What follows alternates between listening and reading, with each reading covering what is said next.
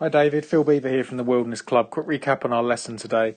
So if we look at you face on first of all, as we see here, as you start to load up, we'll see a couple of things. One, I want to see that right hip turn inside this red post.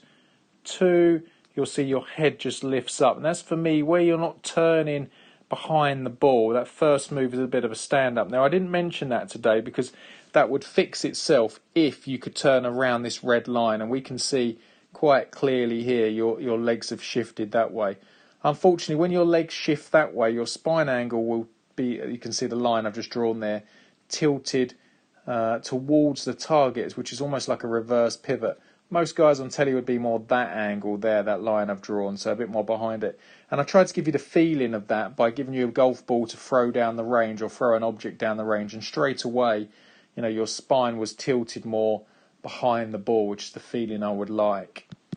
So you can work on that home for me, and like I said, just set up to, if this was the counter here, this circle, so you just can't reach the counter, and then I want you to make a backswing, and then you should be able to touch the counter where obviously your top half is leading that way to the right. That doesn't mean sway with the legs again. The legs, like I said, should stay in this box, but the top half should lead to the right. Down the line, most of the day it was pretty good. Just when you have a few issues sometimes is when you get to the top here, you'll see quite a good looking backswing, but as she comes down, you just tip the shaft. So even at this position here, left arm solid, club cut through, right forearm is great.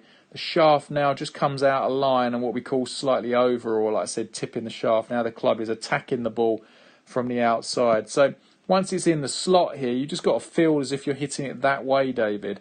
And it is that extreme. You need, the further you feel you hit it out to the right, the better that club comes into the ball and the more powerful.